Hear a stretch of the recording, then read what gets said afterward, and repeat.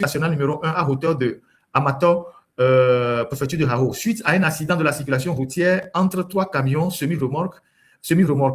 Redoublons de vigilance. Ça, c'est le premier communiqué. Alerte trafic routier. Circulation bloquée sur la nationale numéro 1 à hauteur de Amato, préfecture de Haro, suite à un accident de circulation routière entre 3 camions semi-remorques. Redoublons de vigilance.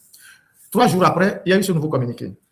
Le deuxième communiqué, voilà, hier, il y a eu ce communiqué. Alerte trafic routier, circulation bloquée sur la nationale numéro 1 à hauteur du parc des Bœufs, à Yéna, près de Pédomé, toujours préfecture de Haro, suite à un accident entre 2 camions semi-remorques. Force de l'ordre à l'œuvre, vigilance sur la route. Voilà un pays qui est indépendant depuis 65 ans. Et que quelqu'un est venu au pouvoir en 2020 et en 2005 et nous a dit, je vais vous faire une autoroute. Autoroute de l'espoir. Il n'a pas dit qu'il va faire une route à double voie, il dit qu'il va faire une autoroute. Et vous avez une capitale qui n'est desservie que par des voies assez étroites. Quand on prend la ville de Lomé, elle est desservie par 3 axes ou 4 axes principaux. L'axe qui va vers Vougan, on va voir l'état de cette route tout à l'heure. L'axe qui va vers Anéron, donc c'est la côtière. L'axe qui va vers le nord, donc celle qui est au milieu, et l'axe qui va vers Balimé. Et la route la plus désastreuse, mais celle qui on peut qualifier de l'axe lourd, c'est la route Lomé-Dapaon, parce que c'est elle qui permet au port autonome de Lomé de desservir tous les clients de l'Interland. Et c'est cette route-là qui est la plus catastrophique, la plus accidentogène dans notre pays aujourd'hui. Et donc, dès que vous sortez de Lomé, c'est difficile de traverser à Déticopé jusqu'à Tchévier. La route est totalement exiguë, il y a des go-slow pas possibles, et vous mettez des heures interminables pour traverser Lomé et Tchévier. Alors que Lomé-Tchévier, c'est 25 ou 30 km. Si Faure Gnassingbé était un dirigeant visionnaire, même s'il n'a pas pu rassembler la totalité des fonds pendant les 20 ans pour construire une autoroute, il pouvait faire les routes par séquence. Il pouvait faire les routes par section. On dit, Lomé, à la sortie de Tchévier, on fait une autoroute. Ça peut coûter peut-être 40 milliards.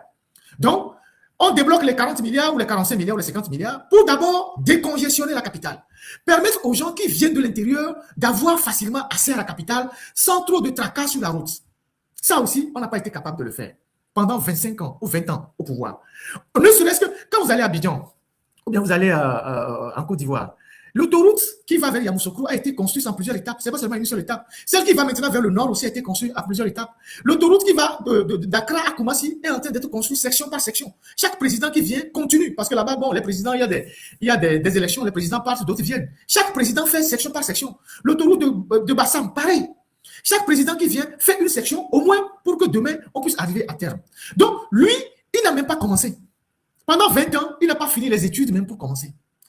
Alors que le Togo peut se dégager sur ses propres fonds 40 ou 50 milliards pour au moins commencer l'autoroute de Toblecopé en sortant de Tchévier. Au moins 40 ou 50 milliards auraient permis de sortir de Tchévier. Et donc, de faire en sorte que celui qui vient de la région des plateaux puisse accéder à Lomé facilement et ne pas perdre des heures interminables sur la route. Et donc, c'est cette route-là qui est à la dimension coloniale. Parce que la route Lomé-Dapaon n'a jamais été élargie depuis que les colons l'ont laissé. Il y a eu des petits ajustements, mais c'est des routes qui n'ont jamais été élargies. C'est les dimensions tracées par le colon. Depuis que le colon est parti, la dimension de la route est restée telle. Vous avez des ponts qui sont sur cette voie, qui sont encore des ponts allemands, des ponts français. Et donc, aujourd'hui, chaque jour, la police publique communiqué qu'il y a un accident ici, surtout à Notier-Agbelouvé, section Notier-Agbelouvé. Tous les jours, il y a des accidents là-bas. Et c'est sur cette route-là qu'on voulait faire passer l'uranium. Vous voyez ce que je disais? C'est sur cette route-là qu'on voulait faire passer l'uranium. Vous imaginez ce qu'on aurait pu avoir comme conséquence? C'est sur cette route-là sur laquelle il y a des accidents tous les jours. 2 semi-remorques ne peuvent pas se dépasser. Il ne peut pas avoir de dédoublement. Si une voiture est devant, vous faites attention. Une route sur laquelle il y a tous les jours des accidents. Et vous avez des gens, ils ont mis des péages. Les gens sont à la tête des sociétés de péage depuis 10 ans, 15 ans. Ils sont devenus milliardaires. Ceux qui sont à la tête de péage sont devenus multimillionnaires. Et personne ne leur dit absolument rien. La seule chose que la police fait, c'est de publier les communiqués pour dire, attention, il y a accident. Donc, quand il y a accident, la route est bloquée. Ça peut durer 1 heure, 2 heures, 3 heures. Vous imaginez les conséquences que cela a sur les usagers. On bloque la route pendant 2 heures, 3 heures parce qu'il y a eu une voiture qui s'est renversée. Et donc, il faut aller chercher une grue pour venir dégager la voiture. Et pendant ce temps, vous attendez 2 heures, 3 heures de temps. Et toute la circulation dans les deux sens est bloquée. Quand on en parle, il y a des gens qui disent oui, vous exagérez. Mais ça, c'est le quotidien des Togolais. À Lomé, vous avez toutes ces routes qui sont bloquées, qui sont en travaux, qui ne sont jamais finies. Vous prenez la voie d'Agito Gomé. Hein? La voie d'Agito Gomé. À croire qu'au Togo, il n'y a même pas de service de suivi. Il n'y a pas un ministère qui suit les travaux. La route Agito Gomé, à partir de Atiga Gomé pour aller. C'était prévu que Ebomaf bitume tous les trottoirs, hein, dépose les pavés, mettre les pavés sur les trottoirs, à partir de la base des Bomaf jusqu'à Sanguera, tout ça, qu'on mette, puis on a dégagé tous ceux qui sont au bord de la route. Donc, qu'on mette les pavés, et qu'on allume les lampadaires. Et depuis, l'État n'a pas donné sa part pour que la société Ebomaf puisse terminer les travaux. Les travaux sont à l'abandon. L'éclairage même est difficile. Les travaux nous sommes dans une capitale, hein. Les travaux sont à l'abandon. L'éclairage même est difficile sur les voies. Les voies ne sont même pas entretenues.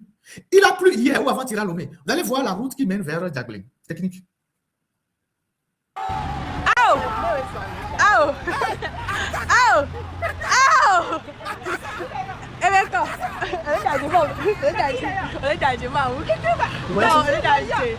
C'est la voie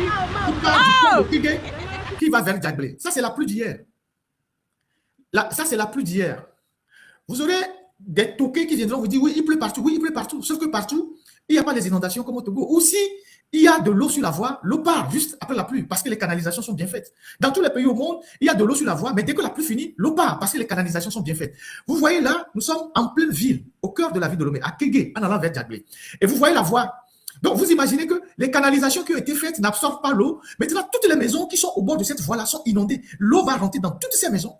Et ça, c'est une pluie de décembre, hein, il y a 2 jours. C'était hier ou bien avant-hier que cette pluie est tombée. Vous voyez la voie?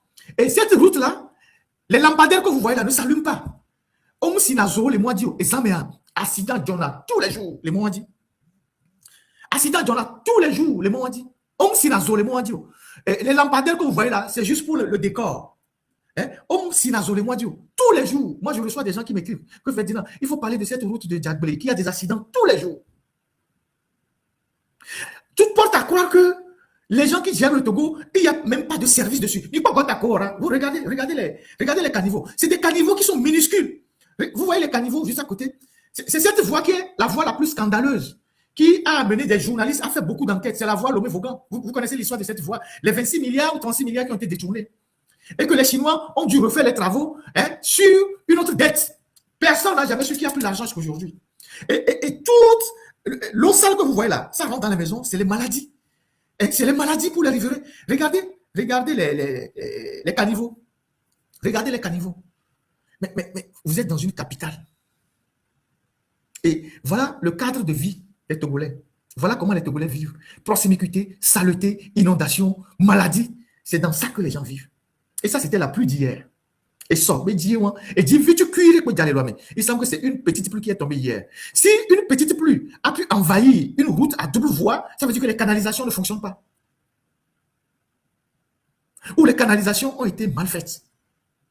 C'est ça le quotidien des Togolais, malheureusement. Et puis, ça, quand vous en parlez, on vous dira, ah, pourquoi tu en parles? Vous exagérez, vous êtes ci, vous êtes ça. Aujourd'hui, vous allez voir, on va retourner sur la route de l'aéroport. Je vous ai parlé des puisards que Fort a fait construire, où les ingénieurs de pont chaussée au Togo ont construit sur la voie de l'aéroport, au lieu de faire des canalisations et de moderniser la seule voie que Fort utilise pour aller à l'aéroport.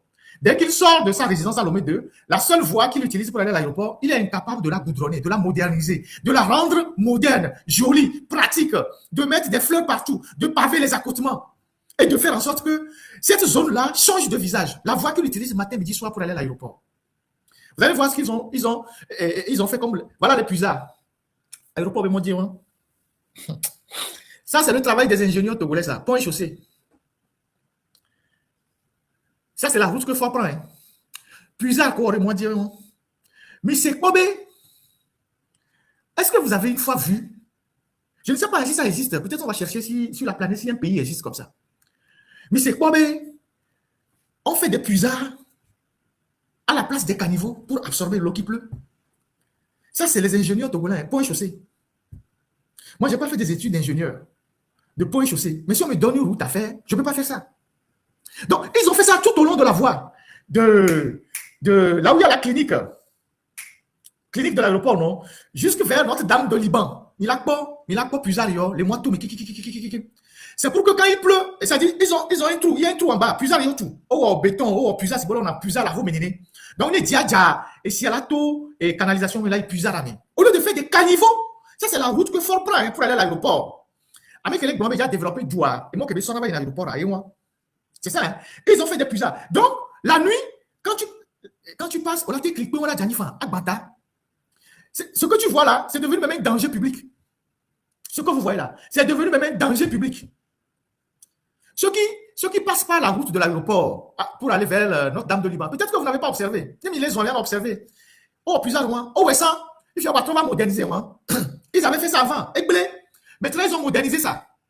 Donc, ils vont vous facturer ça. Ils vont dire qu'ils ont fait peut-être 50 puisards. Ils vont vous dire que ça fait 100 millions.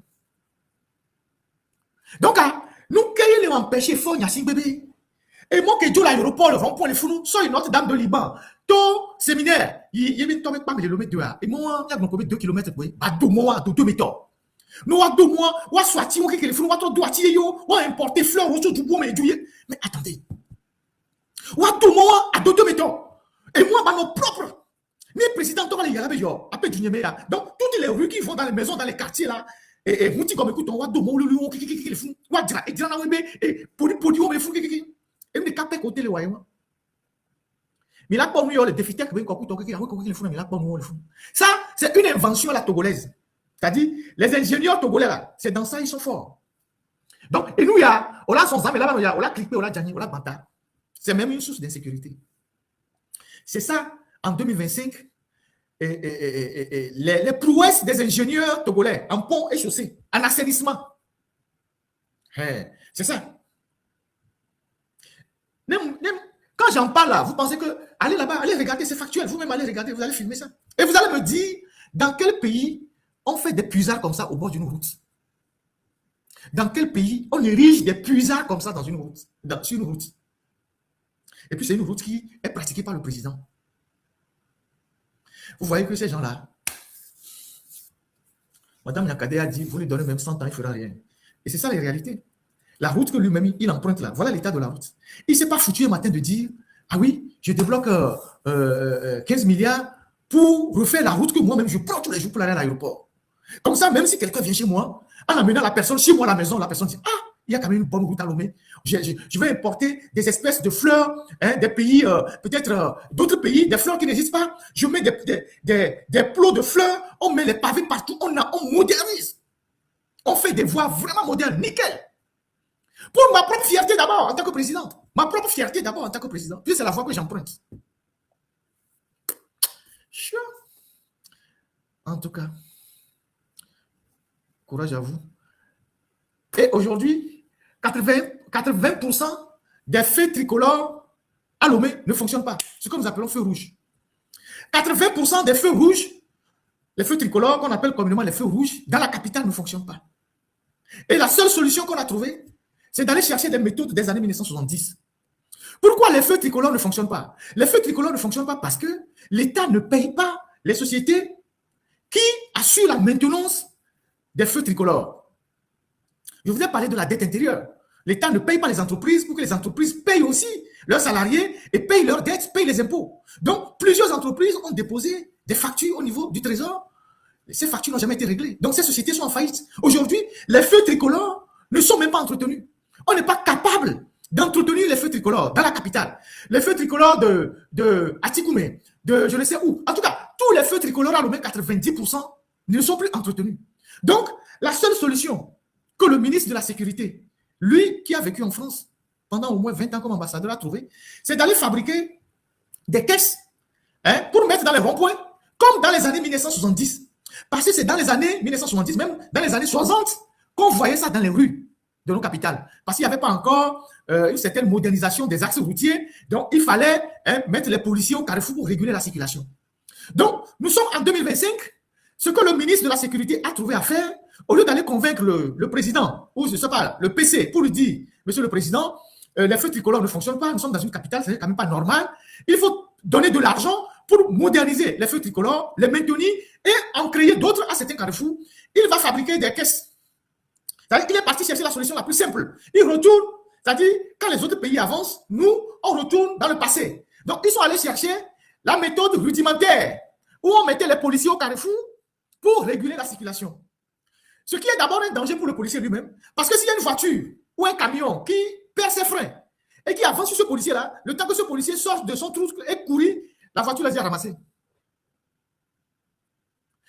Non seulement ce policier va passer des jours et des jours, toute la journée sur le soleil, il est fatigué, et puis le fait de mettre ses caisses au rond-point, ça ne règle aucun problème, parce que ça complique même encore en plus la circulation, parce que le policier, il agit selon son humeur. Hein? Au niveau du camp d'Adito Bamé là-bas, le policier là-bas, il attend pendant des heures, il ouvre la voie à ceci, il attend avant d'ouvrir. Tout le monde klaxonne dans tous les sens. Alors que si les feux tricolores faisaient leur travail normalement, on ne va pas en arriver là. Donc, le policier qu'on met là-bas, au beau milieu de la route, s'il y a une voiture dont les freins lâchent, il ne voit pas ce côté dangereux, hein, le côté où on expose les policiers. Monsieur Madjouba a vécu en France. Je ne sais pas s'il connaît encore un endroit à Paris, certainement qu'il y a peut-être des endroits de façon exceptionnelle, où on a déployé encore des trucs comme ça pour réguler la circulation et avoir un sifflet dans la bouche. On voyait ça dans les films Un prince à New York des années 70. Le Togo a la particularité de faire un voyage dans le passé. Pendant que les gens vont dans l'avenir, le Togo, lui, il fait un voyage dans le passé. C'est-à-dire, on est tellement fiers de notre passé qu'on préfère aller dans ce sens. Quand les gens vont de plus, les gens vont de 0 à plus l'infini, si je retrouve une formule mathématique, nous, on va de 0 à moins l'infini. Donc, on retourne dans le passé. Policiers, moi, né et les carrefours, et quand on a le moment, frère, lâché, quand les policiers, on là-bas, tous les fonds, la poudoir, et mais, le ministre de la Sécurité, supposons que Ford, lui, ne sort pas, puisqu'il est en l'air. Donc, le ministre de la Sécurité, c'est à lui d'aller voir le président pour lui dire, écoutez, on a quand même besoin d'un budget conséquent pour moderniser l'aspect sécurité de la ville. Les feux tricolores doivent fonctionner. On doit avoir des motos pour les policiers. Les motos pour les policiers. Au Togo, là, les policiers, c'est au Togo que les policiers vont en mission avec leur propre moto. Une balai de la Au Bénin, non. Au Ghana, non. En Côte d'Ivoire, non. Les Ivoiriens ont même des voitures de la police qui ressemblent à des voitures américaines, de police, où il y a tout dedans. Au Togo, les policiers togolais qui régulent la circulation, ils vont en mission avec leur propre moto, leur propre casque. Ils n'ont pas de moto de police qui sont des motos adaptées, hein, à la circulation. Si on veut poursuivre un bandit, quelqu'un qui a fait une infraction, on veut poursuivre quelqu'un, il n'y a pas de moto. Les voitures de police sont très limitées. Donc le policier, il va sur la route avec sa propre moto, son casque, et il va s'exposer au soleil. Et généralement, les policiers, leurs motos n'ont pas d'immatriculation. Donc, au lieu que le ministre de la Sécurité aille voir son patron pour lui dire, nous avons besoin d'un budget. Déjà, l'argent que vous volez au port là-bas, l'argent d'Interpol. Interpol fait des milliards. L'argent que vous prenez sur tout ce qui rentre dans le pays, au nom d'Interpol, c'est des milliards par mois, par an. Cet argent d'Interpol peut vous servir à construire de nouveaux commissariats, d'équiper la police, d'acheter des véhicules, d'acheter des motos neuves aux policiers.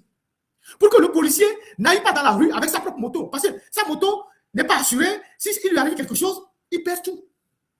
Et ça, c'est un pays qu'on dit pays moderne. Et ça, c'est des gens qui sont en responsabilité, qui ont passé un long moment en Occident. Hein. Les gens qui sont là, qui fabriquent les caisses que vous voyez là, qui fabriquent les trucs là, arriérés là, ils ont fait l'Occident. Hein. Ils ont fait l'Occident.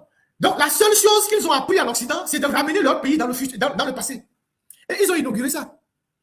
Et ce marché-là, peut-être qu'on l'a donné à une copine ou à une maîtresse. Ils ont inauguré ça. Il y avait Bongolo, Sawelo, et Noa, et Alubé. Je ne sais pas ce que c'est. Mais c'est des choses comme ça qu'ils ont fait. Et qu'ils sont en train de distribuer dans les carrefours en ville. Qui montrent que ce pays n'a aucune vision. Regardez l'intérieur du ministère de la Sécurité. Ça, nous sommes au ministère de la Sécurité, là où il y a rue de l'Ocab. Vous voyez le sol? Ils ne sont même pas foutus de pavés là-bas. Et regarde, quand il pleut là-bas, ils marchent dans la boue. Ils sont tous là, ils marchent dans la boue. C'est ça. Voilà ce qu'ils font. Ça, c'est au ministère de l'Intérieur. C'est dans l'enceinte qu'est-ce que je viens de dire? Dans l'enceinte de la rue de l'Ocab. On tente de pavé les pas maintenant. Et gars, on tente de pavé. Va bien, on garder le fond là. Regardez. Donc, ce policier, il est monté dedans, il est content. Et voilà ce qui se passe. Pauvre Togo. Voilà ce que je voulais ajouter. Aéroport, c'est passé. Régulation de la circulation, c'est passé. Et puis, bon, voilà, il y a encore quoi? Alors, on parlait de l'eau la dernière fois. Et le dimanche, Fonya Singbe s'est rendu à Kemerida, hein, pour parler de l'entente rue de l'Ocam. Merci. Donc, on parlait de la question de l'eau la dernière fois. Et c'est une question qui touche tous les Togolais pratiquement, Dapaon, Mango, Kara, un peu partout. Les gens ont des problèmes d'eau dans le pays. Un gouvernement qui n'arrive pas à assurer de l'eau à ses populations, c'est vraiment dommage. Et donc, il est allé à Kemerida. Et ce qui m'a frappé, c'est les images. Je n'avais pas eu le temps de jouer ces images. Il y a quelqu'un qui me dit qu'ils ont placé leur caisse de police là au niveau de Carrefour Ranco. Quand le président veut passer, quand je vais lire son message, il y a un ami. Ah ouais, on dit que le ministre de la Sécurité, il fait tellement de zèle qu'il fait bloquer la circulation au Canfi, premier bir, chaque matin. Ah ouais? Donc quand le ministre de la Sécurité, M. Majorba, veut passer, on bloque la circulation. Ah ouais? Franchement. Quelqu'un dit qu'ils ont placé un de ces caisses de police au niveau de Carrefour Ranco. Et quand le président veut passer le lendemain, la nuit, ils enlèvent ça. Carrefour Ranco. Carrefour Ranco. Donc, quand le fort veut passer par la Colombe, il passe devant le camp hérité. Puisque maintenant, il va au palais de la Marina. Donc, il semble qu'ils ont mis un truc des policiers là-bas au Carrefour Ranco. Maintenant, quand le fort veut passer le lendemain, ils enlèvent ça. C'est que fort passe, ils viennent remettre ça. Il est quoi? Nous, Kayola sort, caisse de sécurité sort d'aller rencontrer Carrefour Ranco. Il y a 4 feux tricolores là-bas. Il suffit que les feux fonctionnent. Pourquoi on va venir mettre une caisse de sécurité là-bas à Ranco, alors que les feux tricolores sont là-bas? À côté de Société Générale, il y a la station d'essence, il y a les trucs de Ranco là-bas. Il y a la sortie du camp hérité. On vient mettre une caisse de sécurité de policiers là-bas pour faire quoi? Il suffit de réaménager les feux tricolores, que les feux fonctionnent, et donc chacun va passer. Ces gens-là, franchement, c'est-à-dire, ils sont dans le replâtrage. Ce qu'on appelle communément chez les ouvriers, pati. Mais on tourne à d'où? Et tu vois, c'est une question de vision. Mais maintenant, on pati, nous, tous les jours. Donc, il faudrait partir à Kemerida en Papa Noël pour leur promettre l'eau. Et il est allé en hélicoptère.